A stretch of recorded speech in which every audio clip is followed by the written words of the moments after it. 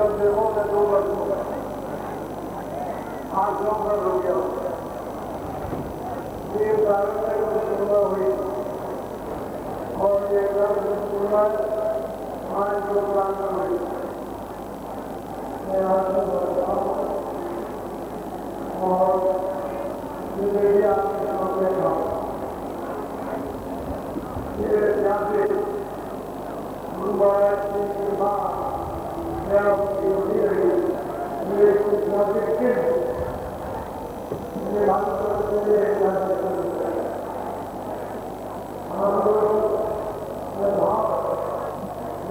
ये अपना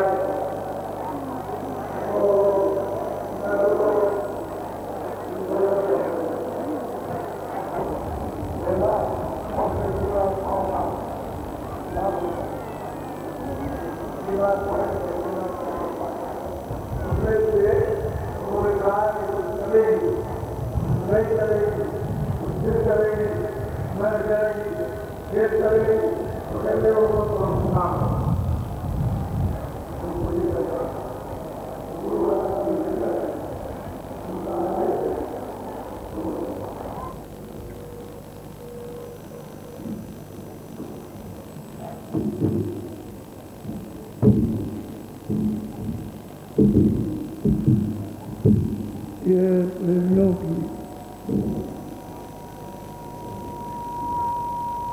विरह की पुकार है। जब विरह उठती है मालिक के दर्शन के लिए तो संसार सब अंधेरा हो जाता है और कुछ भाता नहीं, कोई चीज अच्छी नहीं लगती, कोई अपना प्यारा नहीं दिखाई देता, न अपना कोई मित्र, न घर वाले न बाहर वाले। जब विरह उठती है तो मकान सुना हो जाता है और घाट पर बैठ के पुकार करते हैं कि आप दाता है, ध्यान है और हमारी पुकार को आप बोले।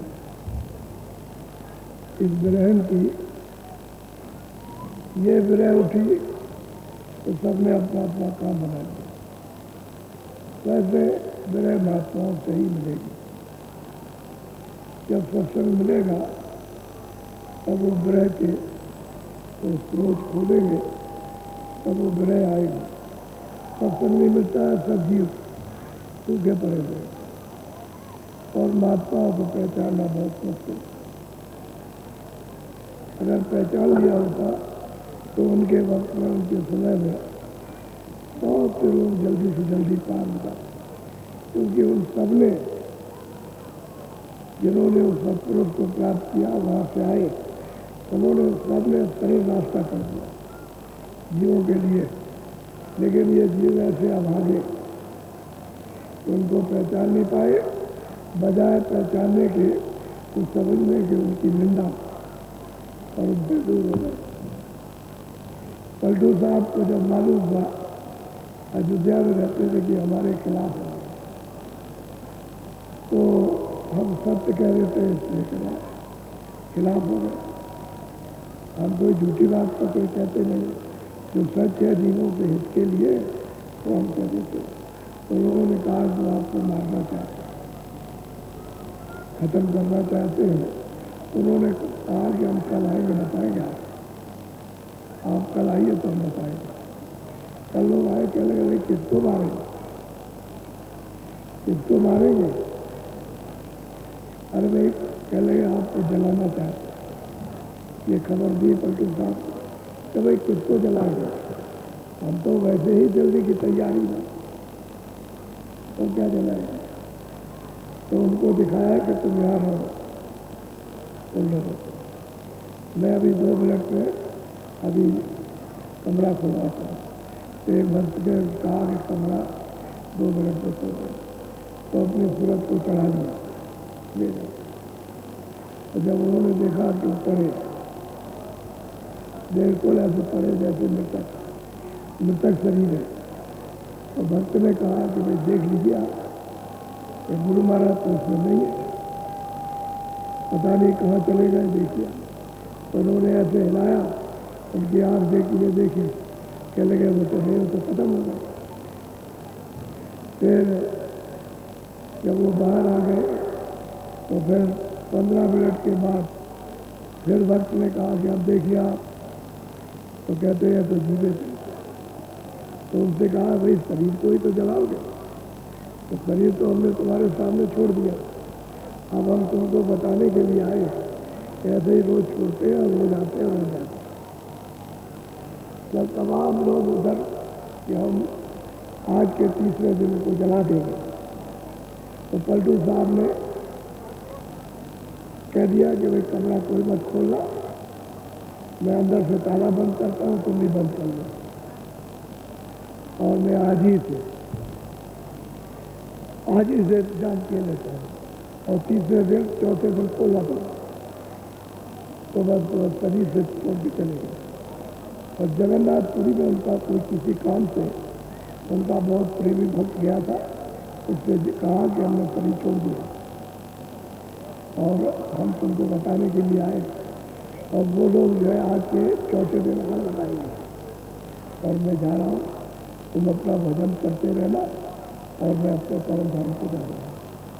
और बस चले गए, उसको बता करके। चौथे दिन सब लोग आए, घर में आग लगाई थी, जल गया। तो उसने तो यहाँ भी बता दिया, पलटू साहब ने, और वहाँ भी कहा कि मैं तो तुमको छोड़ दिया, शरीर को जलाएंगे, तो चलो वही जलाएंगे, वहाँ ले जाते सरजू के किनारे, तो ज्योति में जलाते तो क्या, तो संतों का क्या बिना, शरीर से निकल गए, जहाँ जहाँ जलाओ, जहाँ जहाँ मीरा को जहर दिया, क्या उसने बुरा काम किया, तो प्रभु का भजनी तो कर रही थी, कह लगे नहीं भरे मत करो, कह कैसे छोड़ दो, जिसने लौ लगा दी अब वो तो छूट नहीं सकती है, तो भजन होगा, उसको दुनिया छूट जाए, और छूट रही है। तो उसके मारने के लिए तलवार जैसे कदम बढ़ाया काट दी, और नहीं तो मतलब जेल से बहुत लोगों ने कहा कि भाई ये काम मत करो, जेल दे दो, तो जेल दो तो कुछ नहीं कर दो। और रैदास भी काशी में थे, उनको काशी बात बहुत जबरदस्ती लगा, तुम हरिजन हो, तुम छोटी जात के हो, तुम उपदेश नहीं कर सकते, यदि ज्ञान का उपदेश नहीं कर सकते, किसी को कुछ नहीं सुना सकते। कबीर दास को बहुत तंग किया तो बेचारे तो चले गए, रैदास भी चले गए, ये सब उस समय पर मौजूद थे। बहुत महात्माओं को तंग किया और उससे लेना चाहिए था कुछ दिया। अब जो ऐसा किया है वो तो चले गए नरक, वो तो गए, उनको तो कोई बचा नहीं सका, न गंगा बचा सके, न पुराण बचा सके, न ये बचा सके, न वो कोई नहीं बचा सके, वो तो गए। तो कहते हैं संत की निंदा नाम का बहुत लौट लौट के नरके जाए, बार बार नरक हो जाता है, उस जीव का छुटकारा जाता है, तो चला जाए करते। इसलिए ये जब कभी अवसर मिले तो समझने की कोशिश करो, किसी ने कुछ कह दिया वो नहीं, अब ऐसे कोशिश करो कि पहले हम बात सुन लें, है क्या, जब सुन लोगे तो फिर भ्रम निकल जाएगा। धर्म ही कहे तो धर्म की तो निंदा ही है, न समझ की निंदा है, और समझ जाओगे तो निंदा किस बात की, तो सत्य है भाई, सत्य से आए हो तो सत्य के पास जाना है। और जब यहाँ सत्य का रास्ता नहीं मिला तो यहाँ भटक रहे हो और रो रहे, चिल्ला रहे, 4 खानों में जा रहे हो, नरकों में जा रहे हो, तो सत्य का रास्ता मिल जाएगा, छुटकारा हो जाएगा। तो सत्य ही से आए हो, तो सत्य को पाने के लिए ही ये सब कर्म करते हो, जो हमको मिल जाए किसी तरह से, लेकिन अज्ञान में करते हो, इसलिए वो नहीं मिलता। और ज्ञान में करोगे तो बढ़ जाएगा। ये है। तो सुबह सूरत में मन से प्रार्थना की, ये मन में तुम्हारी दासी, मेरी तरफ देखो, ये सूरज जीवात्मा ये बैठे, इसी को रूह कहते हैं, इसी को सोल कहते हैं। उसमें एक आंख, चाहे हिंदू हो चाहे मुसलमान हो, कोई अंदर में उस जीवात्मा में, उस रूह में, उस सूरज में एक आंख, और शरीर में दो आंखें सबके। जब शरीर में दो आंखें सबके तो एक आंख सबके, उन्हीं के उनके इनके नहीं है, सबके। तो अब इसी के चारों यही पर मन बुद्धि चित्त और ये चारों अड्डा डाल करके आसन डाल के बैठे थे। तो सूरत तो नीचे आ नहीं सकती है, लेकिन सूरत की जो धार शरीर में सब अंगों में पड़ती है, इंद्रियों के घाटों में, तो वहाँ मन करके ये बुद्धि चित्त ये सब करके चले, और इंद्रियों के घाट पर बैठ करके मन जो है वो आनंद लेना चाहता है, और यह आनंद उसको मिलता है। तो सूरत में ये प्रार्थना की कि भाई कितने युगों कितने कल्प बीत गए यहाँ आए हुए, और इतना ढूंढा इतना तलाश किया कहीं नहीं मिला। तो ऐसा करो कि मैं आपकी दासी हूँ, आप मेरे स्वामी हो। सूरत कहती है कि आप मन से कि आप तो स्वामी हो और मैं आपकी दासी हूँ। इस दासी का एक कहना मानो, कहना मानो, मेरा साथ दे दो। तो साथ दे दोगे, बैठ जाओगे। तो जो तुम 3 लोगों के मालिक थे वहाँ पहुँच जाओगे, 3 लोगों को शासन होगा। और अभी तो इंद्रियों के जाल में आकर के फंस गए हो, तो तुम भी मार खा रहे हो, तुमको भी कुछ नहीं मिला, हमको भी कुछ नहीं मिला। इसलिए हमारा तुम साथ दे दो, एक बात मान दो कि साथ दे दो और मैं तुम्हारे साथ। तो सब कुछ उसकी बात सुनी। सुनने के बाद में मन में कि देख तू हमारी है, लेकिन मैं तेरा साथ नहीं दे सकता, क्योंकि मैं इंद्रियों के वशीभूत हो गया, वो अब मुझसे नहीं छूट सकते। बहुत कुछ उसने कहा कि मैं नहीं छोड़ सकता हूँ, बल पर उठा गया हूँ, ये सब कुछ मेरा कोई यत्न नहीं चलता। मैं ये सोचता हूँ कि छोड़ दूँ, लेकिन भोग देख करके मैं फिर गिर जाता, आगे पीछे पछताता हूँ और सिर पर चोर बन जाता हूँ। ये सब उसने कहा। तो मन कहता है देख मैं एक बात बताऊँ, मैं कुछ नहीं कर सकता हूँ, मेरे पास कोई ताकत नहीं, तू चल सदगुरु के पास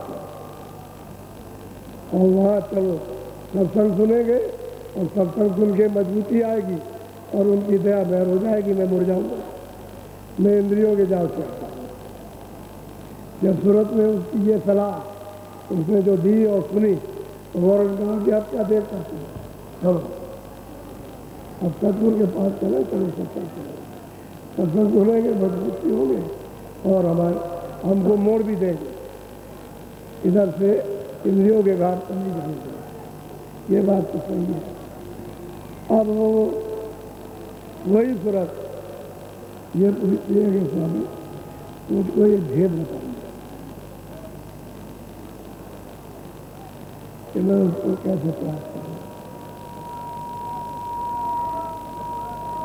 भेद बताइए मुझको, मैं उसको कैसे प्राप्त करूँ। तो ये तो आपके आज 4था दिन है, 7 सत्संग हो चुके उस मैदान में, और ये अब 8वां सत्संग। तो जो लोग शुरू से आ गए उनके तो कानों में पूरी बात कर गई, लेकिन आप आ जाए तो पूरी बात पहले क्या सुनाई। इसलिए कहा जाता है कि 24 से और 1 अगस्त 9 दिन का कार्यक्रम है। समय बचा करके आओ तो थोड़ा सत्संग में समय लगा दो, उसका आपको असली क्योंकि सत्संग नहीं मिलेगा तो कोई फल फायदा मिलने वाला नहीं है। और सत्संग मिल गया तो और सत्संग पहले तो जरूरी है, बगैर सत्संग की समझ नहीं आएगी। आपका चित्त नहीं चेतन, विचार बुद्धि के नहीं बने। मन जो है जहाँ फंसा पड़ा हुआ वो नहीं सुलझेगा, और जीवात्मा तो ये सब मैंने हो गए तो सिद्धि नहीं होगी। सत्संग मिल जाएगा तो सब क्रिया यानी शुरू हो जाएगी। तो सत्संग जरूरी, इसलिए कहा था गुरुकुलवा में जितने भी लोग आओ थोड़ा समय से आ जाए, ताकि आपको समय से पूरा सत्संग मिल जाए। अब बीच बीच में मिलता है, पीछे छूट गया तो आपकी समझ नहीं आती आगे। अब वो तुरंत कहती है स्वामी आप आए हो, हमारा जो देश है उसको बताने और ले जाने के लिए, तो मार्ग बताइए कि किस मार्ग से जाएंगे, किस मार्ग से। तो स्वामी बड़ा तुरंत के साथ साथ उसको रास्ता बता दो।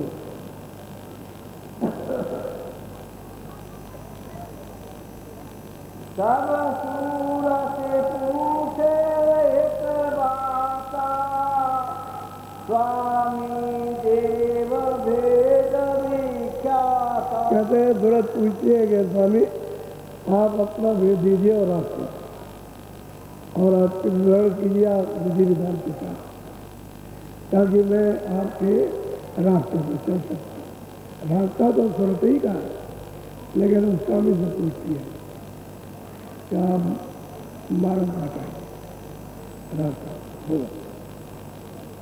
सब स्वामी ने वचन सुनाया, मार्ग कायो भेद लखाया। स्वामी सूरत को कहते हैं जो मनुष्यों की तन में आई है, जिसने तुझे दिया, कहते हैं अच्छा हम मार्ग को तुझे बताते हैं और उसको तुझे सुनाते हैं कि कौन सा मार्ग है अपने घर में जाने का। बोलो। 5 नाम का सुमिरन करो, श्याम से में सूरत। और वो कहते हैं कि भाई 5 नाम का स्मरण करो और सूरत को ले आओ घाट पर। और कहते हैं श्याम सेत में सूरज को जमाओ, चारों तरफ से नीला, बीच में सफेद, या चारों तरफ से सफेद और बीच में नीला। कहते हैं कि इसमें तुम घाट पर बैठ के अपनी सूरज को जलाओ, 5 नाम का सूरज करो और सूरज को इधर लाओ, शाम से को जलाओ। शाम से एक चिन्ह, एक दरवाजा है छोटा, बहुत छोटा दरवाजा है, यानी कि सुई की नोक ऐसा दरवाजा है। कहते हैं कि तुम अपनी उसे सुई के नोक के दरवाजे में सूरज को उस पर ठहरा दो, वो श्याम से और श्याम कभी बाहर से सफेदी हो जाएगी, अंदर नीला हो जाएगा उसको श्याम से, कभी अंदर सफेदी हो जाएगी, बाहर से नीला हो जाएगा।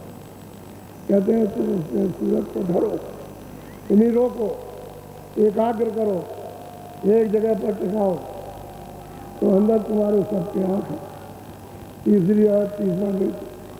और जब बैठोगे दरवाजे पर तो मेरी तरफ देखो, फिर समझ लो ये मृतलोक का डंडा है। सूरज इधर बैठी, इधर कुछ नहीं मृतलोक, ये तो इसके नीचे है, ये डंडा है, ये इसके ऊपर में मृतलोक नहीं है। और यही पर ये जो हृदय है उसी में सब आपके जितने भी कर्म है, प्रारब्ध के हो या क्रियामान हो या संचित हो, वो सब यही पर है, सब जमा हो गए, आप लोग तुम लोग सब जमा है। इसलिए जब जलाओगे तो ये समझा जाएगा कि यहाँ पर इसके बाहर आकाश है, इस डंडे के ऊपर, तो वहाँ तो आग नहीं जाती, न वहाँ जल जाए न वहाँ तलवार जाती। इसलिए वो कर्म जलते नहीं, पानी से धोए नहीं जा सकते, किसी तलवार से काटे नहीं जा सकते। वो तो अलग उसने स्थान बना रखा, वहाँ कर्म जमा होता है। अब सूरत इधर बैठी हुई है, इसी सूरत के ऊपर तो बोझा लगा उन्हीं कर्मों का, तो बोझा जब लग गया तो ढक गई। तो उसकी जो आँख थी वो बंद हो गई और कान उसमें थे, कान भी बंद हो गया और नाक थी तो नाक भी बंद हो गया। अब वो कहते हैं देख सूरत, मैं महाराज का तुझे भेद बताता हूँ, 5 नाम का तो सुमरन करना ही है, लेकिन दरवाजे में बैठ करके अपनी सूरत को ठहराओ, यानी उसमें धरो, निशाने पर टिकाओ तो दरवाजा खुल जाए। पहली जुगती, इसलिए 15 कम से कम 15 मिनट जगा, और 15 मिनट से कम भजन कर लो, 15 मिनट और 15 ही मिनट सुमरन, 15 दूनी 30, 15 किया 45, यानी 45 मिनट हो गए, फिर भी 15 मिनट बचे। क्या इतना समय नहीं दे सकते तो उनको भी? ये तो इतना सरल है, लेकिन नहीं दे पाते, क्योंकि तुम्हारा मन इतना काम काज में इंद्रियों के उलझा हुआ और फैला हुआ, पथरा हुआ कि वहाँ से सिमटता नहीं है, तो वो कुछ नहीं समझ नहीं। 1 मिनट का क्या, आधे सेकंड का भी नहीं दे सकते। 45 मिनट की बात तो छोड़ दीजिए, तो बताओ कैसे काम बनेगा। 5 नाम का समय और ज्ञान खेत में पूरा डरो, रोको टिकाओ, एकाग्र करो, बहुत प्यार से समझा। और इधर में ये घाट, यहाँ से कमाई होगी, इसके नीचे नीचे इंद्रियों के घाट है, जैसे यहाँ के कान के ये है, ये नीचे घाट, इनसे कोई कमाई नहीं होगी, इनसे जीवात्मा की कोई कमाई नहीं होती है। इन इंद्रियों के घाट में तो इससे ये सामान की कमाई होती है, इसको बना के इकट्ठा करके रखो।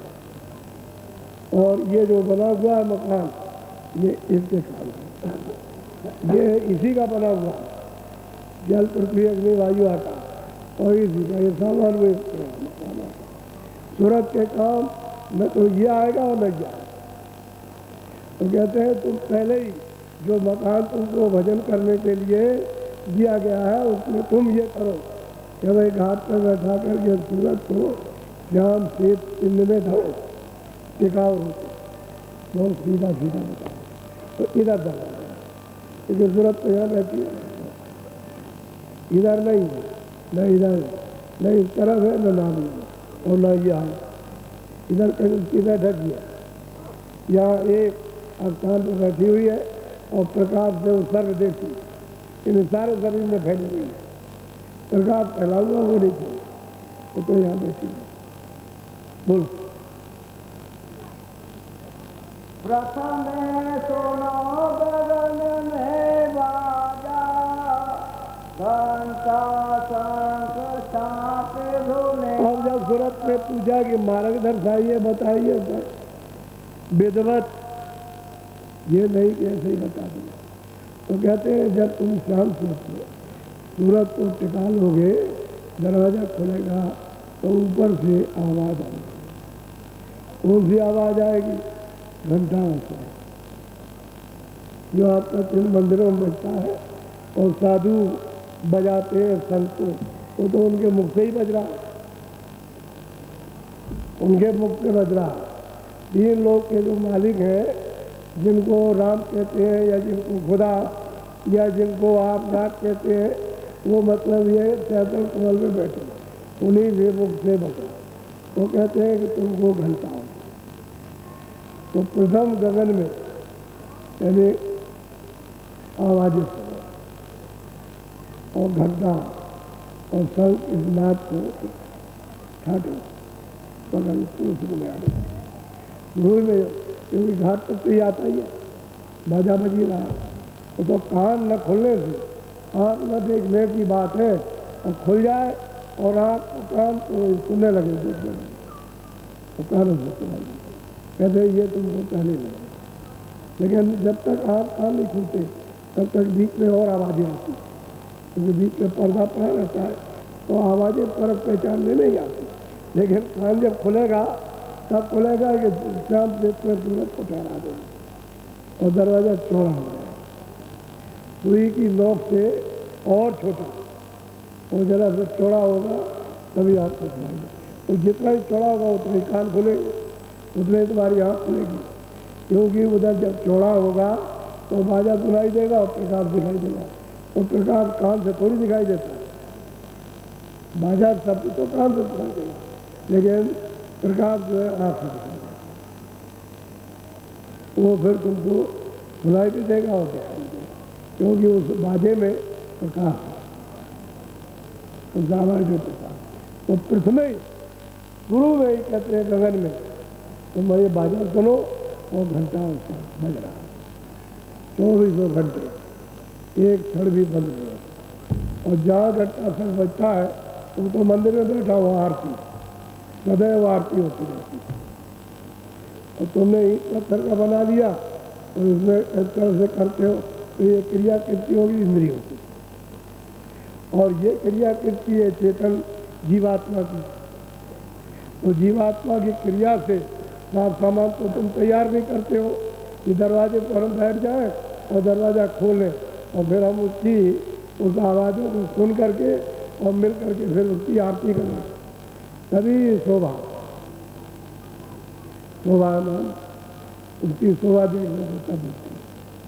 तो अभी बाजा तो बहुत दूर से बज रहा है, कितने करोड़ योजन दूर, लेकिन आवाज़ यहाँ तक आ रही है। जब सामने दृष्टि को टिकाओगी और वो दरवाज़ा जब चिन्ह मिलेगा खुलेगा तो आवाज़ वहाँ से आ रही, इतनी जल्दी थोड़ी कि वहाँ पहुँच जाओगे, पहले आवाज़ रखो पहचानो कि वही आवाज़ है कोई और भी तो बाजे बजते हैं, ये 2 बाजे नहीं कुछ और बहुत से बाजे हैं वो भी बजते हैं।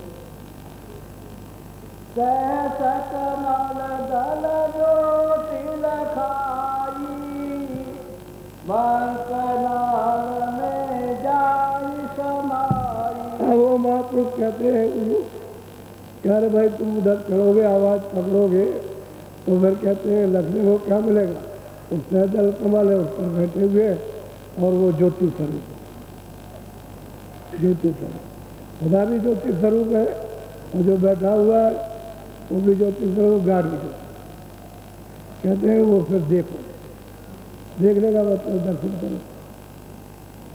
और रामायण में गोस्वामी जी महाराज कहते हैं कि मैंने अपनी आंख बंद की, मूंदे रैन तिरसठ में भाई जब मेरी दृष्टि दरवाजे पर की तो मैंने ये आवाज़ें सुनी, और जब मैंने उसको पकड़ी तो मैं ऊपर चढ़ी, तो स्वामी जी कहते हैं मेरी सूरत चढ़ी ऊपर, वो घंटा फल की आवाज़ को पकड़ी और सामने देखती है कि वो सैतल कमल है और उसमें से वो आवाज़ निकल रही है उसका साक्षात। तो कहते हैं कि मोह विलोक,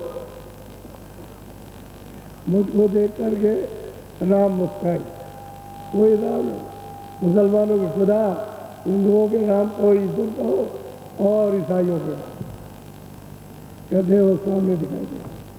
अब वो कहते हैं जब ज्योत दिखाई दी वो ज्योति स्वरूप है तो मंदिर है, बहुत आलिशान है, इतना बड़ा मंदिर है जिसमें बैठे कि ये सारा संसार अगर इसको मंदिर बना दिया जाए और उसमें उनको बैठा दिया जाए तो समाएंगे नहीं, इतने बड़े हैं, ये छोटे नहीं है, इतने जो छोटे कोई समझता, इतने बड़े हैं। इतने बड़े मंदिर में सारा विश्व ये मंदिर करके उनको इसमें बैठाया जाए तो उसमें समाएंगे नहीं, उससे उनका बाहर शरीर तो कहाँ उनको रखोगे आप, इतना बड़ा उनका मंदिर है। ऐसा है।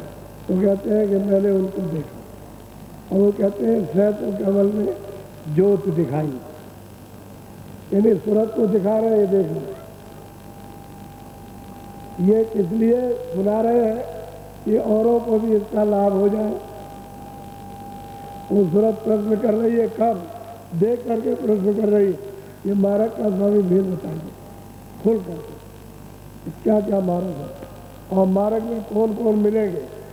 तो वो देखती भी जाती है और प्रश्न करके और क्लियर करती, जो आप सब लोगों के लिए तो जो कहेंगे गुरु महाराज सबको फायदा करेगा, उसने तो देख ही लिया, वो तो सैकल कमल में देख ही नहीं, तो देख लिया। तो कहते हैं साक्षात तो 3 लोगों के मालिक हैं जो सैकल कमल में बैठे, वैसे जो चित्ररूप है नाम उनका निरंजन है,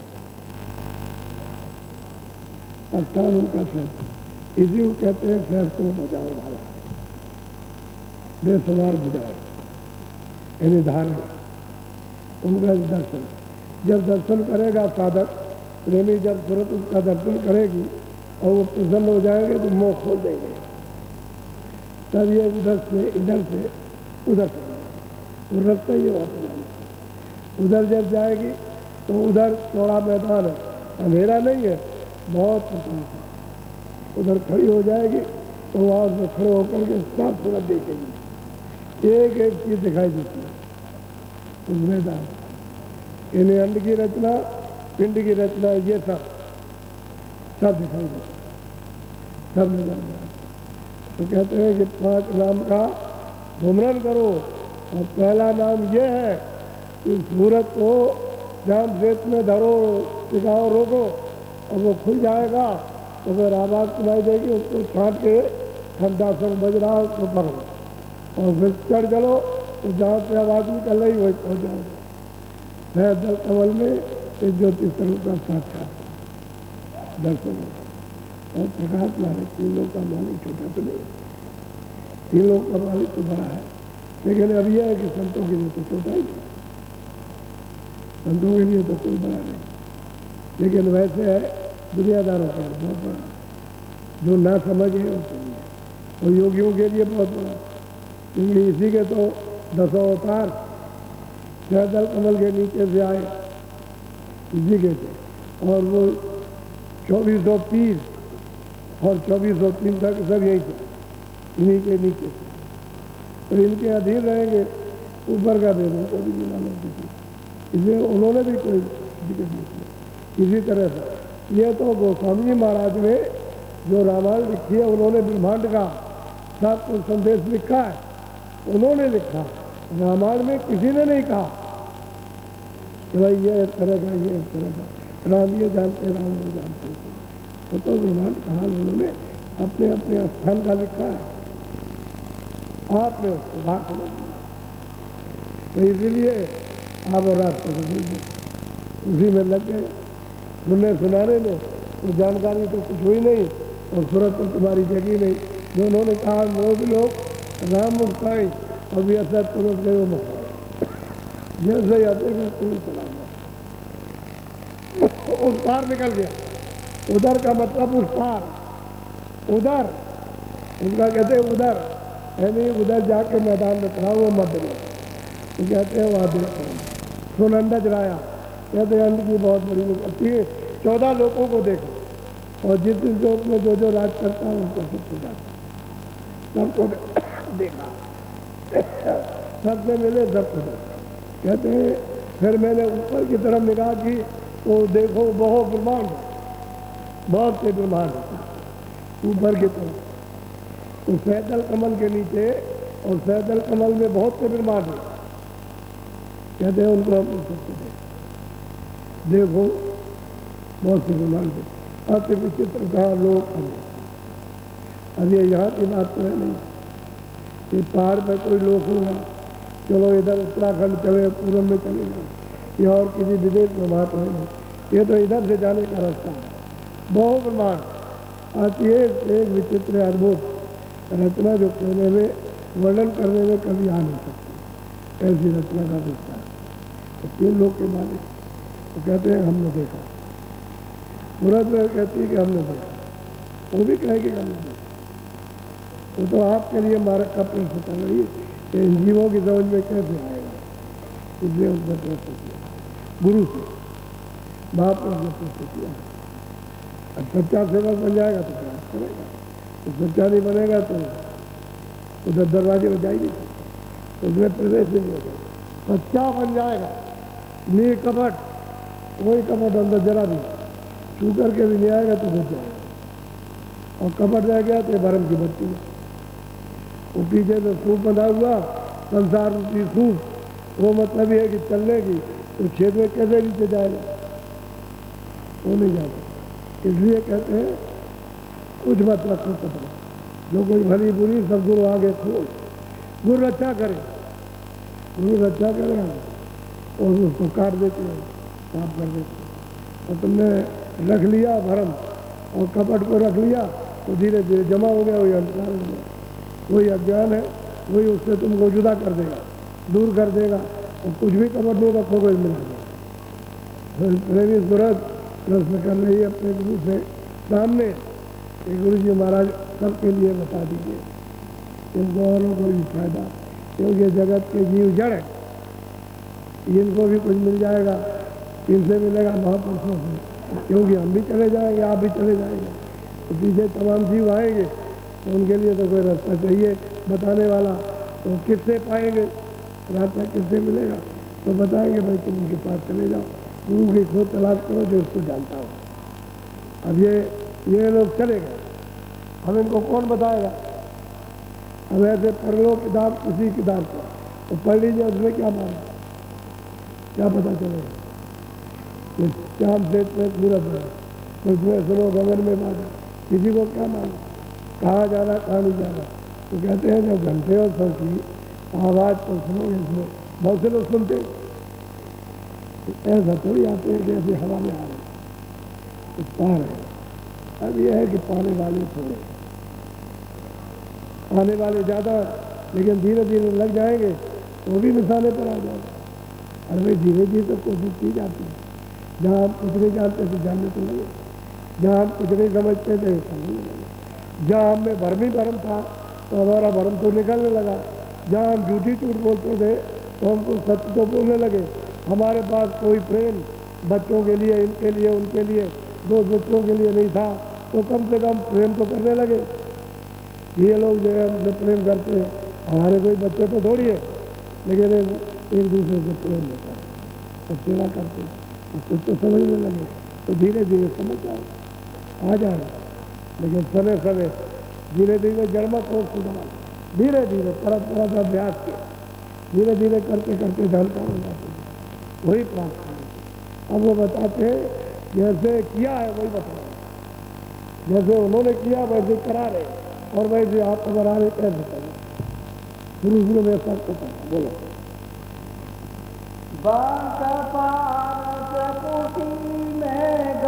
अब वो कहते हैं कि भाई बंक के त्रिकुटी के ऊपर में एक पर्दा है, उसको तोड़ करके दल कमल के ऊपर एक पर्दा है, कहते हैं कि उसको तोड़ करके बंक रास्ते में, बंक कहते हैं टेढ़ा रास्ता, बहुत टेढ़ा, बहुत टेढ़ा, यानी लाखों जो जन इधर और करोड़ों जो जन इधर, टेढ़ा मेढ़ा रास्ता नीचे, और खाई तो ऐसी होती है कितने लाख नीचे खाई दिखाई देती है।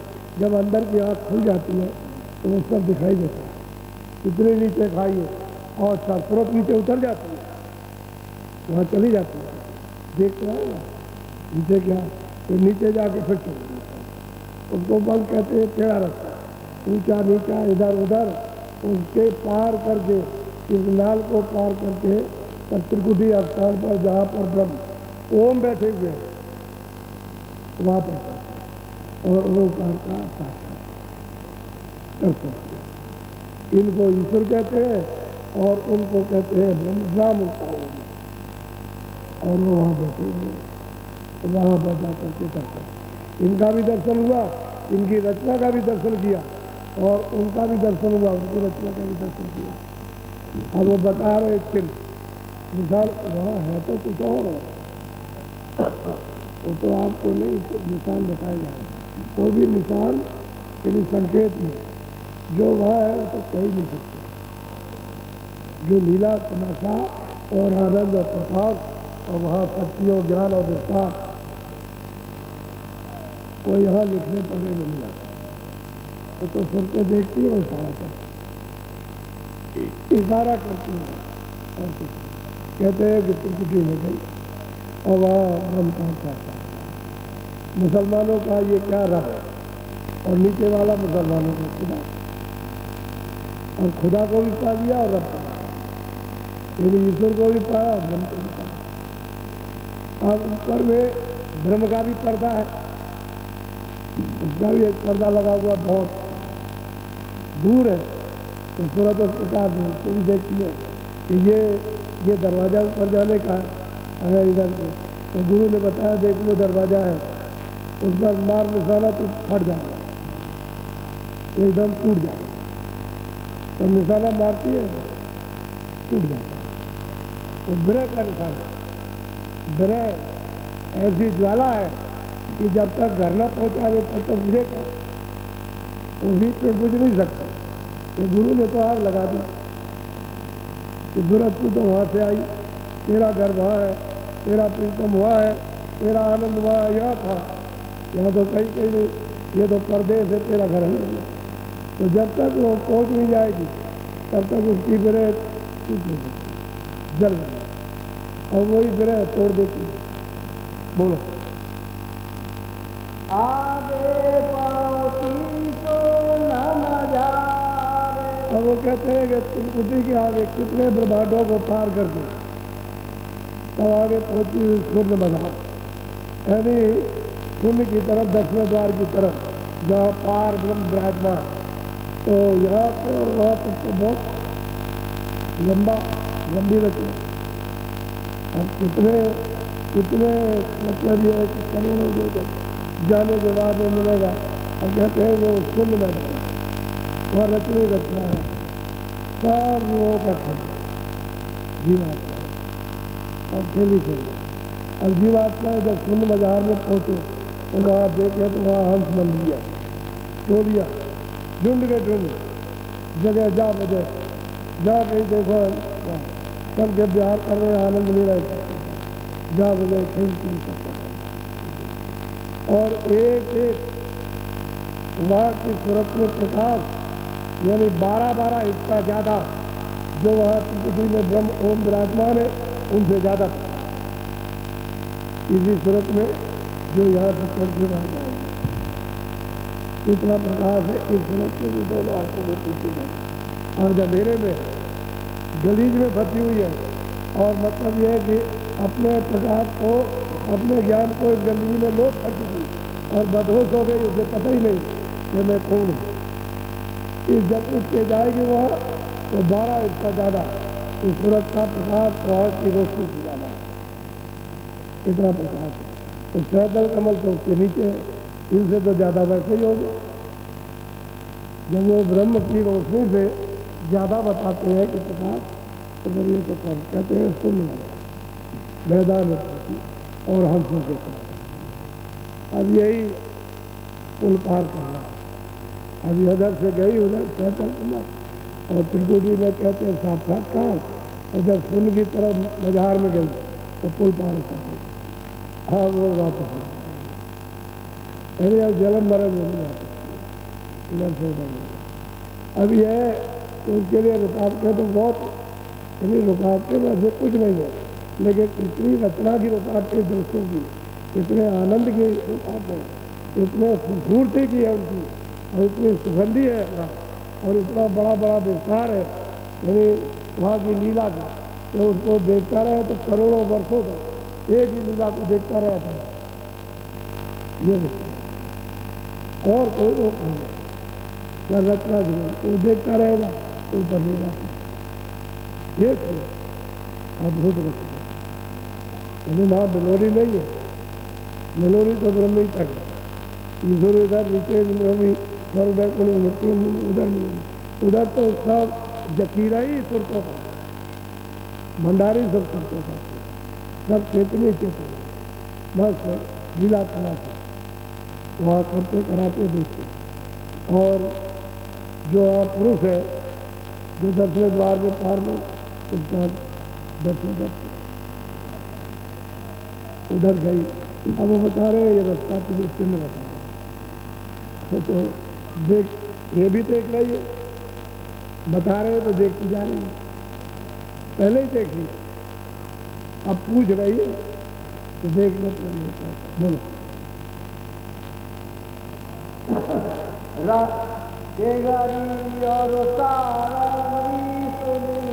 अब कहते हैं उधर से किंगली और सारंगी आवाज आती है, इन सबसे ज्यादा इनकी आवाज कुछ नहीं, कुछ ऐसी आवाज होती है उस मंडल में, बस यही बचता है पूरा का पूरा मंडल, कितना भी है। तो पार्वन के कम लोग, पार्वन तो इतने यहाँ नहीं, इतने पर बैठे, इतने लोग सैकल कमल में, ईश्वर के लोग नहीं, इतने गिनती लोग, इन सबसे ज्यादा तो पार्वन लोग को मंडल बड़े बड़े ब्रह्मांड है। तो कहते हैं कि भाई ये धूम मची है, और इनसे सबसे प्यारी आवाज इन सबसे, उसको सुनती है और बस सुनती बस और चली जाती और नाच यानी वो किया पद है तो नाच कूद खेल कूद करके और उसको रिझा ले, खुश कर ले। बोल आगे महासुन में जाना, जहाँ चाहे धुन सुना। कहते हैं कि आगे जब चलेगी तो महाकाल पहुंचे, उनका मैदान खरबों जोजन, एक जोजन का 4 कोस, खरबों जोजन लंबा मैदान, उससे भी ज्यादा उस मैदान, उसमें कोई खाली मैदान ही चाहिए, रचना पूरी रचना, रचने सब, तो वो तो बहुत बड़ा, वो तो जितने ये सब लोग ऊपर विमान उसमें सब उसमें, तो उससे बहुत बड़ा क्या आगे चली। कहते हैं महाकाल, उस भंवर गुफा की तरफ चली जिस पर महाकाल पुरुष बनाता है। बोल भंवर गुफा का ऊपर देखी, तो हम बांसी बजती। कहते हैं कि जैसे ही ऊपर में उसने देखा और सुना तो बंसी बजने लगी, और उस बंसी की आवाज यहाँ तक भी आ रही। ऐसा नहीं है कि आवाज नहीं आ रही, लेकिन सब पर्दे हट जाए, कोई पर्दा रह रहा है तो साफ सुनाई दे, पर्दा रहेगा नहीं सुनाई। तो नीचे की आवाज में स्थान की आवाज है, स्थान की, ऊपर की आवाज नहीं आएगी, पर्दे हट जाएंगे तो जैसे पर्दा हट जाए तो सीधी सैदल कमल की आवाज आएगी, और पर्दा हट जाए तो सीधी यानी त्रिकुटी के ब्रह्म की आवाज आएगी, और पर्दा हट जाए तो सारंगी की सीधी आवाज, सीधी सारंगी सीधी आएगी, और तो पर्दा हट जाए तो बंसी बजती। कहते हैं सुनी और देखा ये बंसी बजा, तो बंसी कोई लकड़ी और बात की थोड़ी है, तो मुक्त उच्चारण है, मुक्त उच्चारण है, अद्भुत बंसी, और सब उसकी आवाज़ें बंद है। कहते हैं वहाँ 4 आवाज़, वो सब आवाज़ें गोपनीय, क्योंकि ऊपर से जो उतर के आए वो तो 16 सुताए, तो 4 का वेद खोला है, और बाकी मतलब ये है कि 12 को सुता है।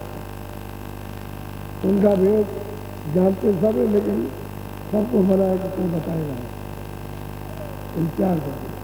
आगे कहते हैं भवन गुफा, और वहाँ बंसी बज गई, उनको महाकाल पुरुष वो बोलो साके परे धाम सतनामा। और वो कहते हैं सूरत को गए सूरत, इस भंवर गुफा पार बन जहाँ बंसी बजती है उसके परे कहते हैं धाम कौन सा सत, सतपुरुष का धाम है जिनका सत्य, और वही तेरा धाम, वो वहीं से निकल के आई, वहीं से उतारी गई, और वहीं से जाकर के उसमें समा, वहीं से सत्यों का जीवात्मा का उतार यानी सतयोग से ही हुआ, तो सतधाम है। और ये सब लोग भी वहीं से आए सब वहीं से, ये जितने भी ब्रह्मांड है वो भी सब वहीं से, और जितने भी सुरते हैं सब वहीं से, और यहाँ जितनी रूहें जितनी जीवात्मा है सब वहीं से आई, और जितने भी मतलब ये चर अचर खानों में सब वहीं से आए, यहाँ का कोई नहीं, निरंजन भगवान का या ब्रह्म का, पार ब्रह्म का कोई नहीं है। ये सब तुमको वही से दी गई। एक छोटे से भंडार का छोटा सब जगह पर बांट दिया गया। लेकिन सुरतों का जो धाम है वो सतधाम और नाम उनको सत्य वहाँ से जो सूरज वहाँ से आई उसने वहाँ से बता दिया, ये देख ले ये तेरा सत्य घर है, ये तेरा देश है, ये तेरा यही तेरा आनंद है, यही तेरा आनंद, यही सब कुछ है। यहाँ कोई न जन्मता न कोई जाता है, यहाँ कोई जन्मता न यहाँ काल है, न कोई कर्म है, न कोई बीमारी है। अब ये बताओ कि जब पार ब्रह्म में मूर्तों का इतना प्रकाश हो जाता है तो हमारे दशा में जब जाएंगे तो फिर कितना प्रकाश होगा सुरतों का, और फिर सतलोक में पहुँच जाएंगे तो सुरतों का कितना प्रकाश हो जाएगा, ये तो अंदाजा लगाने की चीज़ ऐसी समझ नहीं देख लेते। इसलिए ऐसी कमाई करो, ऐसी मेहनत करो, ऐसा तुम्हें ध्यान भजन करो कि छूट में न पाए, और बस ऐसी लगन लग जाए तो ही तुम्हारी पास भुगतान कर दो। और लगन जब टूट जाती है और बीच में जब काई आ गई और मन तुम्हारा विक्षेप हो गया, बुद्धि इधर उधर लग गई, आशा तकवा काम क्रोध में बह गई, तो बस तुम्हें लगन टूट गई, उसी से चाल हो जाता। ऐसा करो चाल होती चले, चलती चले तो घर में पहुँच जाए। यह घर तुम्हारा पड़ेगा, रास्ते का मार्ग बताया, निशान बताया उनको, मुकाम मुकाम पर और लोक में बहुत कुछ है, लेकिन निशान बता रहे हैं कि इधर से जाना, ये जाने का, ये इस तरह का है। तो जब घर में पहुँचेगी इस तरह ये तेरा धाम और ये अपने सत्य, ये दर्शन खुल गए, सूरज दर्शन करते खुल गए तो यही 10वें द्वार में सबका दर्शन करने लगती है। लेकिन ये है कि रचना के लिए रुकावट है, सुंदरता की खूबसूरती की और शब्दों की, बाकी और रुकावट नहीं होती। बोलो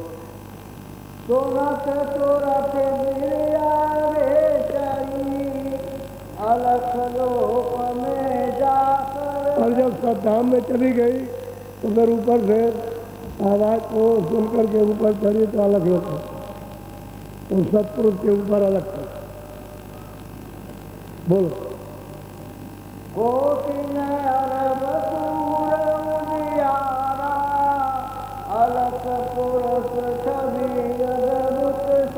कहते हैं कोटान कोट, पहले सूरज अरबों अरबों सूरज और चांद का उनके एक रोम में, तो उनके शरीर में कितने रोम होंगे, ये तो कितने बड़े होंगे। अब ये तो सोचने की चीज़ है। जितनी ये त्रिलोकियाँ हैं, ये काल भगवान के जितने भी नीचे, ये तो सब जा करके वहाँ चली जाए, पता नहीं चलेगा कहाँ है, इतना बड़ा। तो कहते हैं कि अलग पीछा अद्भुत कहने मिल जाते। अब फिर उनके आगे चलते, बोलो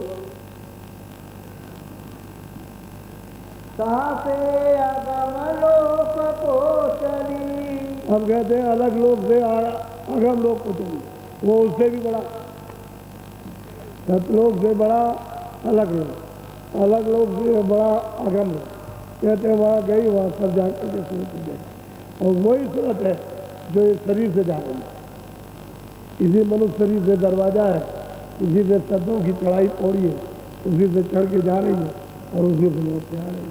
ये दौड़ी के चढ़ के चलेंगे, फिर आएंगे, जाएंगे जब श्वास पूंजी पूरी होगी तब, वैसे जाएंगे लौट आएंगे। और श्वासें यहाँ कहीं रहती है, वो शरीर के ऊपर चली जाती है और रुकी रहती है, जब उधर से लौट के आओ तो फिर फैल जाता है, क्योंकि श्वास निकालने वाली चीज़ तो चली गई। वो तो शरीर से जब छोड़ दिया तो वो तो धोखनी बंद हो गई, जब वापस लौट करके आएगी तो चली गई और लौट आई चली गई। बोलो खर धन सूर चांद पर कासा अब कहते हैं सूरत जो उसको देखती है कि खरबों खरबों सूरज चांद और तारागण कहते हैं कि वो में प्रकाश करते हैं, इसके अगम पहुँचते हैं। ये उनकी अद्भुत कहने वाली आसक्ति होगा जो वर्णन किया है किताब में भी लिखने को नहीं। और ये भी उन्होंने जो बयान किया है वो खाली चिन्ह इशारा किया है, वो भी उसी रोशनी को कोई बयान नहीं कर सकता। बोलो धुन कावांकी अगम विलासा, धुन का वर्णन कैसे गाऊं, जग में कोई दृष्टांत न पाऊं। और स्रोत को सुनाते हैं कि सूरत तुमको देख सुन रही है और देख रही है, ये धुन का दृष्टांत संसार में है ही नहीं, कोई भी चिन्ह यहाँ पर नहीं है जो तुम सुनाया जा सके कि ऐसा होगा या नहीं, कोई निशान नहीं रहता है। जहाँ तक निशान मिला वहाँ तक तो महापुरुषों ने बता दिया कि ये निशान है, और जब निशान ही नहीं है इसका तो उन्होंने कहा दिया, उसका कोई वर्णन नहीं, कोई निशान नहीं है जो उसका नमूना पेश किया गया। बोलो ताके आगे रहते अनामी, निज घर संतन वरना। अब कहते हैं कि उसके अनामी थे, वो अनामी धाम एक अनिया अनामा अग सत्यनारायण प्रभु धाम, वो संत वहीं से आते कहते हैं, वो परम संत वहीं से आते, वही धाम, क्योंकि सब रचना का आधार है। और वो तो उसको कहो महासागर तो महासागर शंख सागर, उसको कहो नील सागर, जितनी गिनती हो सब खत्म करो तभी आप कुछ भी कर सकते हो। और बेधाम बेरूप का बेधाम ऐसा अगर इन सुरतों का धर्म है, ये जो बात है ये सब वैसे है। लेकिन सतलोक में पहुंच जाओगे तो ऊपर तो जो भी पहुंचेगा सब जाएगा, वहाँ कोई रोक टोक नहीं किसी तरह से। वहाँ पहुँचो और ऊपर जाओ, और ऊपर जा करके और वहाँ तक जाओ, लौट जाओ, जाओ फिर लौट जाओ, फिर जाओ फिर लौट जाओ, वो तो सुरतें आती जाती रहती है। वो तो तीनों चारों यानी एक रथ और स्वतंत्र और कहते हैं स्वच्छ, वहाँ कोई किसी तरह का भेदभाव नहीं और मालिक करने नहीं सब सुनते। इसलिए उपासना सब करते, आगे कोई उपासना नहीं। अच्छा सब संतों ने वर्णन किया, गोस्वामी जी महाराज ने लिखा कि चौथे धाम के परे आगे वो अमर है, तो कहते हैं अनाम, उसका कोई नाम नहीं, कोई रूप नहीं है, न उसका को बताया कि धाम का नाम न रूप का अमर ऐसा। बोलो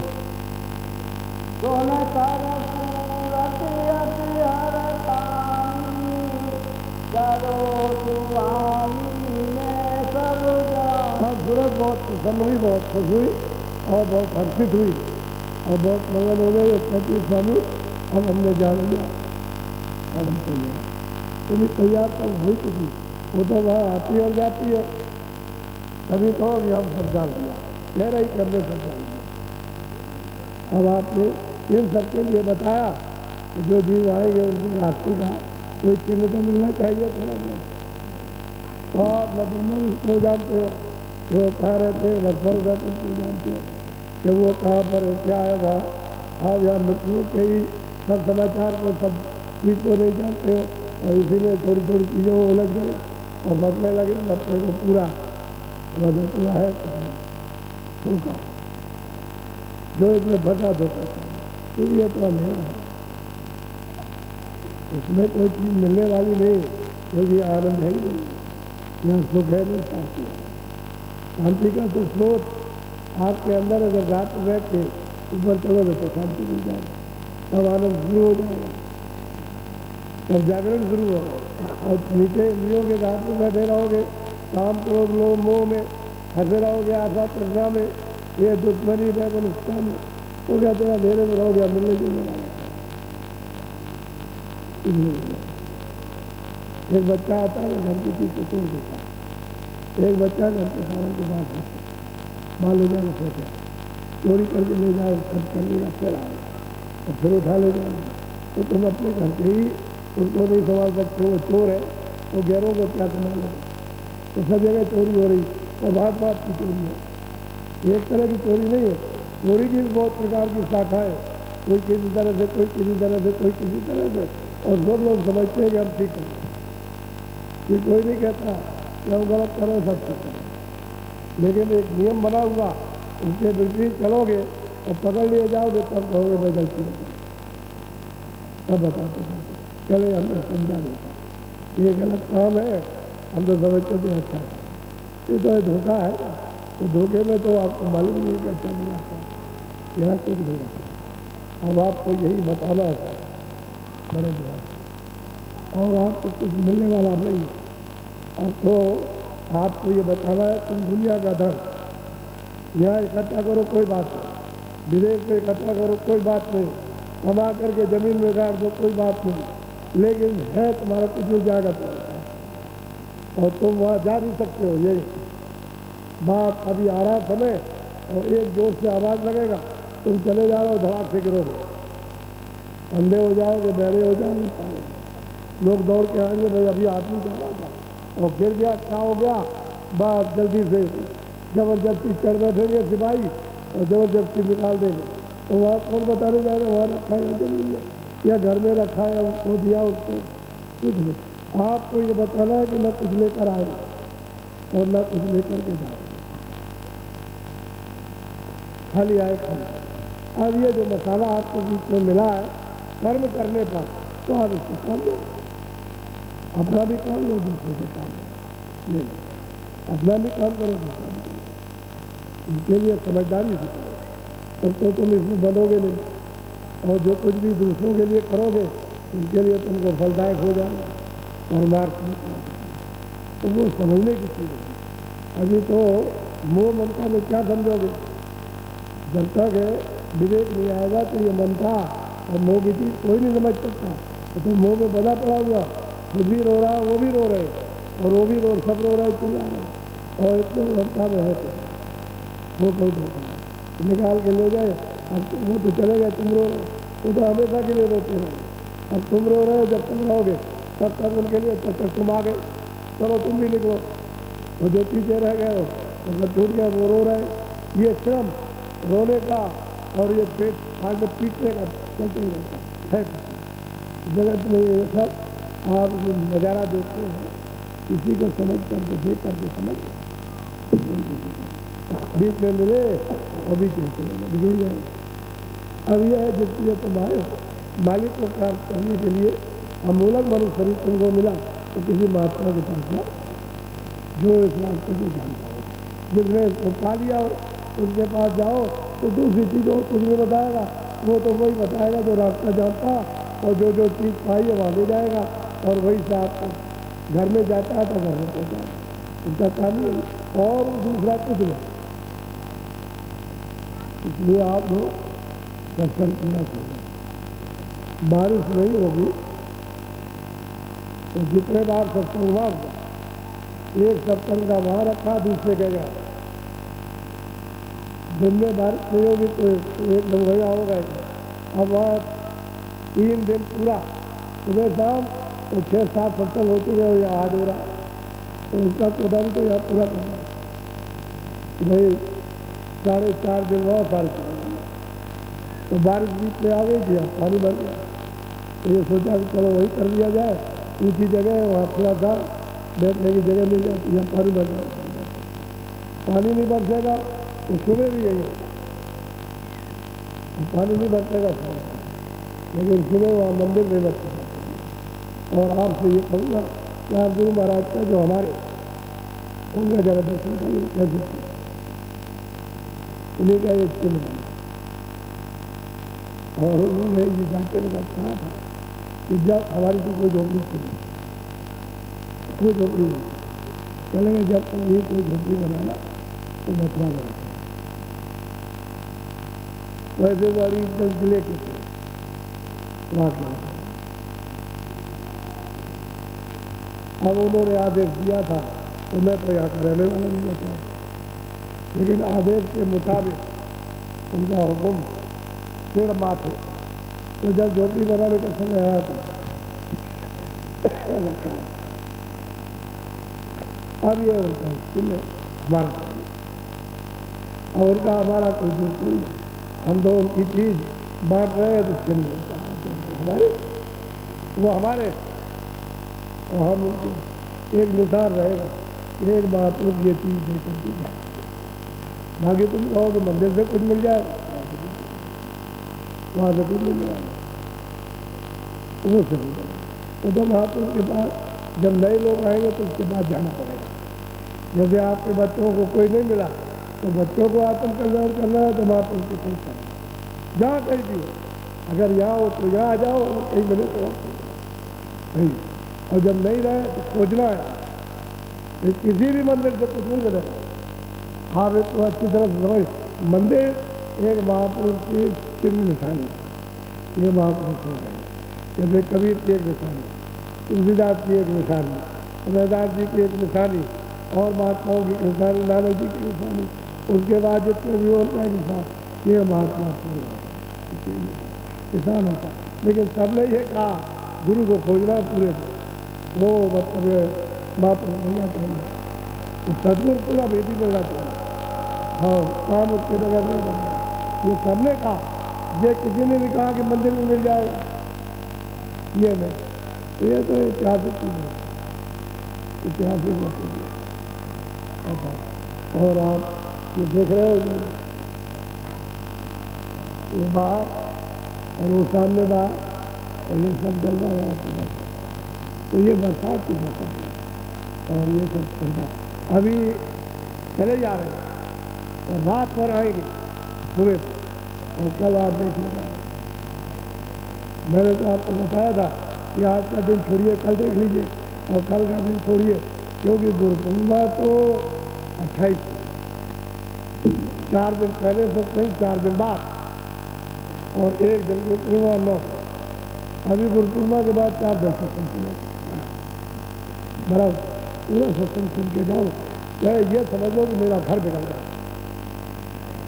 उसकी लेकिन चिंता मत करो, वो तो छोड़ दो दूसरे पास, मेरा घर बिगड़ जाए उसको तो मत करो। बड़े बड़े लोगों के घर बिगड़ जाते हैं, ये तुम्हारा घर तो कुछ नहीं है। जो अपने को समझते हैं हमारे बड़े बड़े घर हैं, उनके बिगड़ जाते हैं, तुम्हारा क्या? एक ज्योति तुम्हारी टूटल, 1-2 कमरों में 4 कमरों, तो क्या बिगड़ने की चिंता मत करो। जब ये तुम्हारा निशाना रहेगा कि भाई मुझको तो मतलब ये एक चीज़ समझना, एक चीज़ पाना, तो वो सवाल अपने आप चलेगा। तुम कहेंगे परेशान होते। जब तुम लगे रहोगे, वहाँ बंधे रहोगे, और यहाँ बैठे रहोगे, मन वहाँ जोड़े रहोगे, हर वक्त यहाँ भी नहीं बैठे, भजन में भी नहीं बैठे, सिमरन में भी नहीं, और वही लगे हुए और शरीर को यहाँ रखें, तब तो नुकसान हो जाएगा और वह तब नहीं संभाल करेगा।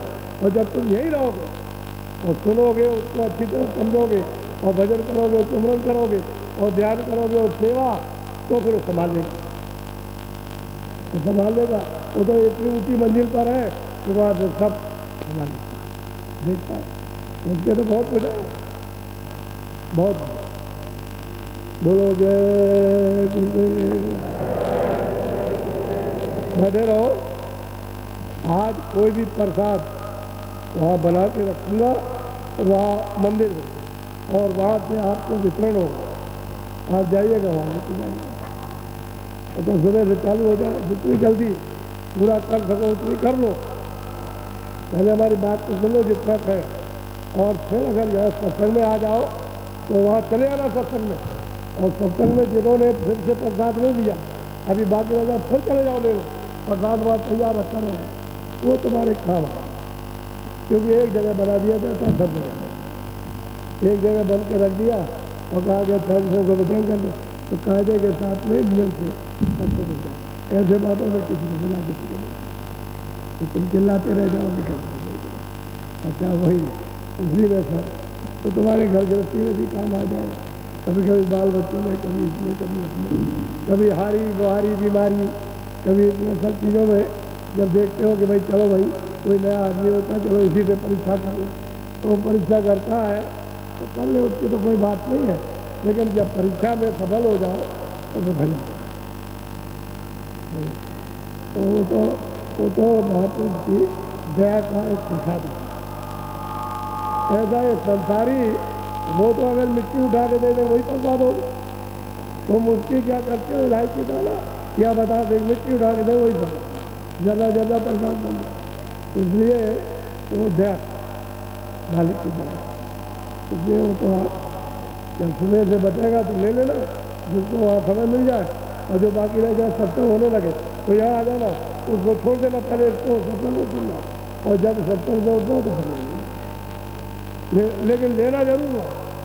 अगर तुम कहोगे नहीं बाबा जी हमको यार हमने वहाँ दे दिया, वहाँ बना के रख दिया वहाँ, और एक जगह निश्चित कर दिए कि तुमको इधर जाने ढूंढना, मान लो मैं नहीं मिला, तो आप ऐसे भटकते रहेगा।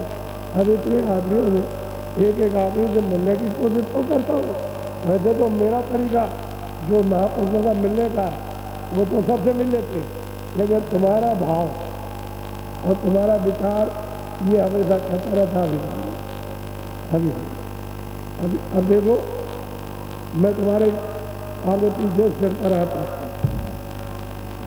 तो आप हाथ भी रखवाते हो, हमारा हाथ पकड़ के जबरदस्ती, और पैर पकड़ते हो दोस्तों, इसको भी नहीं छोड़ते हो, और हाथ पकड़ते हो सिर में मरवाते।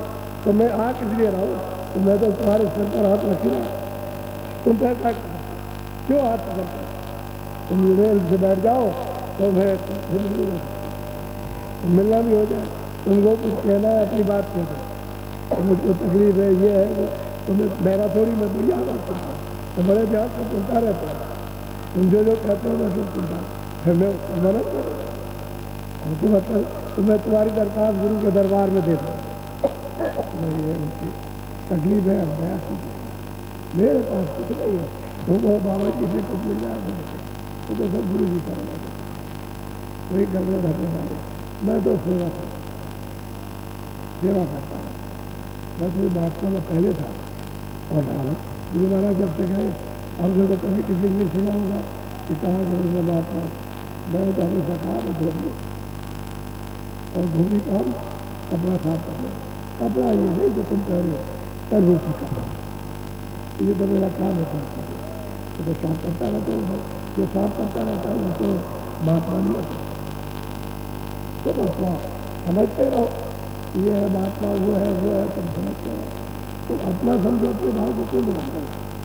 लेकिन मैं अपने भाव को नहीं बुला सकता, मैं कहता हूँ महात्मा हूँ, मैं सेवा की आखिर बढ़कर सेवा का काम करना है, तो महात्मा दिखता है, वो तो जीव गंदे हैं, उनको सफाई कर रहा है, कैसा कर आप उसको वो है जो आप बैठे वो यहाँ तो सब सेवा करने के लिए सब ने कहा कि हम सेवा करें, एक दिन विचार में बात मैं संत कभी नहीं, जितने पीछे आए उन्होंने कहा कि संत वो कह सकते, लेकिन वो नहीं कहते, जब संत हो जाते वो नहीं कह सकते, उनके पीछे जो आएंगे वो नहीं कह सकते, अपने मुख में नहीं कह सकते, न भाव में रख सकते हैं ये कहते, और न ये मेरे चेले, ये तो चेला है, लेकिन मालिक सब में बस रहा, इसलिए आप उसको चेला नहीं बनाते, हाँ सेवा सेवा कीजिए, तो महात्मा सेवा करने के लिए आते, हर तरह की सेवा करते, बोलो जय गुरुदेव। देखो मंदिर में लोग 11 बजे तक सेवा करते हैं, बड़े भाव से करते, दिन में भी काम करते रहते हैं, रात को 10 बज जाए 11 बज जाए 9:30, ये तो उनको बचता ही है, लेकिन कभी कभी वो अपने मन में सोचते हैं कि नहीं हम थोड़ा सा और कर लें, थोड़ा सा और हो जाएगा, थोड़ा सा करें, और ये सब छोटे छोटे लड़के। दूसरा ये है दिल्ली की संगत, गोंडा बहराइच की संगत, बम्बई की संगत, और मतलब ये है कि जयपुर की संगत, ये इन्होंने बहुत विशेष यानी लगातार सेवा की, यानी अच्छा अपना योगदान दिया सेवा करने का, और लोग जो है वो थोड़ा या और फिर किसी ने कभी यानी सेवा का करते, हमने मांगा था कि हमको हर जिले से 10 आदमी आप दे दीजिए, 10 आदमी 15 दिन के लिए दीजिए, 15 दिन का हो जाता तब तैयार रखिए, तो वो चले जाए 10 तो हमारा ये मंदिर का काम हम कितनी जल्दी करा दें वो, तो आप लोग मतलब है कि नहीं भेज पाते, उनसे कह नहीं पाते। आने को तो तैयार, जब कह दो चले आएगा, लेकिन तुम वहाँ नहीं पहुँच पाते, इसलिए हो रह जाते, इस सेवा से वंचित रह जाते हैं। और सत्संग तो बराबर चल रहा है, सत्संग तो 2 वर्षों से लगातार हो रहा है, सत्संग नहीं छूटा। इसीलिए तो सबकी समझ में आया कि सत्संग है क्या है। अगर सत्संग बराबर नहीं चलता, जो 2 वर्षों में यहाँ करोड़ों आदमी आ गए, उसी का तो ये असर है। सत्संग क्या चीज़ है, आप उनको जरा जरा मालूम है, तभी आपको दिखाई देगा। तो इसलिए तपस्या है, ये तो बरसात है, इसमें सब में रल मिलकर आप कह रहे ये ना हो मुझे बड़ी जगह मिल जाए, मुझको ये मिल जाए आराम, आराम नहीं, वो आराम मिलेगा, तुम इस आराम में छूटोगे तो सच्चा आराम छूट जाएगा। इसमें फंस जाओगे, ढूंढने लगोगे तो असली आराम तुम्हारा आराम चला जाएगा, सच्चा सुख चला जाएगा, झूठे सुख की तलाश करोगे मिलेगा नहीं। इसलिए इसी में आगे पीछे तब तुमको सब कुछ समझ में आएगा, कुछ करोगे, और इधर उधर झांकते रहोगे तो फिर कुछ नहीं होगा। इसलिए हमने जिले जिले में सबका भंडारा एक वक्त 9:30 बजे के करीब में, 9 बजे 9:30 बजे नाश्ता, और दिन को 2 बजे के लगभग में भोजन, और शाम को कुछ नहीं, पेट खाली रखो। बस इतना ही है कि अगर इच्छा हो दूध या चाय पी सकते हो। छोटे छोटे जो बच्चे हैं उनको आप रख लो, खिला दो, आप मत खाओ, ये बात। और दाना खराब मत करना, दाना जितना भी हो उतना ही बच्चे को देना जितना खा लो। ये नहीं तुमने रख दिया, उसने छोड़ दिया और तुमने फेंक दिया, ये ठीक नहीं। अन्न जो है वो मतलब देवता है, और उसी से तुम जीवित हो, और नहीं तो शरीर तुम्हारा नहीं कर सकता, इसलिए उसकी इज्जत करना, अन्न खराब नहीं करना। इसलिए हम सबको कहते हैं पेट भर के खाओ। अभी तो 9 दिन जब बीच आएंगे तो उसके बाद पेट भर के खाओ, यानी इसमें नाश्ता करो, दिन में भोजन, शाम को भी भोजन करो, पेट भर के खाओ। लेकिन इतना मत खाओ कि जब जितनी भूख है पूरी होगी और खा लो तो पेट खराब हो जाए। थोड़ा सा, एक टुकड़ा, आधा टुकड़ा भूख रख करके खाओ, जिससे हजम हो जाए और तुमको पूरी खुराक मिल जाए। और जब ज़्यादा खाओगे तो अजीर्ण हो जाएगा। अन्न को नुकसान मत करना, चाहे तुम यहाँ रहो कि घर पर रहो, अन्न नुकसान मत करो, फेंको मत उसको इधर उधर में। तुम्हारे घर में कुत्ता रहता है, बड़ा वफादार होता है, अगर बच्चा है तो जरा कुत्ते को डाल दो, वो खा लेगा, खराब हो जाएगा, क्योंकि वो भी तो तुम्हारे सहारे है। और कभी जरूरत पर तुम्हारे काम आ जाता है, कभी कोई आ गया, चोर आ गया, तुम्हारी हिफाजत कर देता है। और कुछ नहीं करेगा, भूखेगा, जोर से शोर मचाएगा तो तुम समझ लोगे कोई आया होगा, तो उठ जाओगे, जाग जाओगे तो कुछ हो जाएगा। तो हिफाजत तो करता ही, अपना हक अदा करेगा। तो कुत्ता ऐसा जानवर हक अदा करता है, बाकी गाय भैंस को दूध देते ही, वो तो तुम्हारे साथ उपकार कर ही रहे, उनका दूध हो, लेकिन मारो काटो मत उसको। दूध हो बकरी, जिसका दूध पी लिया, माँ का पी लिया, माँ समझो माँ को मारते, लड़के माँ को मार देते, बाप को मार देते, ये काम है, हक अदा करो। तो तुम्हारे साथ किसी ने अपना मतलब ये फर्ज निभाया, तो फर्ज निभाते क्या सीधा साधा। बोलो जय गुरुदेव। अब आप बैठ जाओ भजन। बाहर के अंदर के जो दीवार के बाहर और सड़कों पर है और मैदान में सब लोग भजन पदार्थ जाओ, कमरा डाल लो। जब मैं कहूँगा तो खोलो और ऊंचा ध्यान देकर ऊपर की तरफ, वहाँ आँख बंद करो, ऊपर की तरफ सुनो, ध्यान दे करके आवाज़ों को पकड़ो और उसको पकड़ के उसी में मिलो।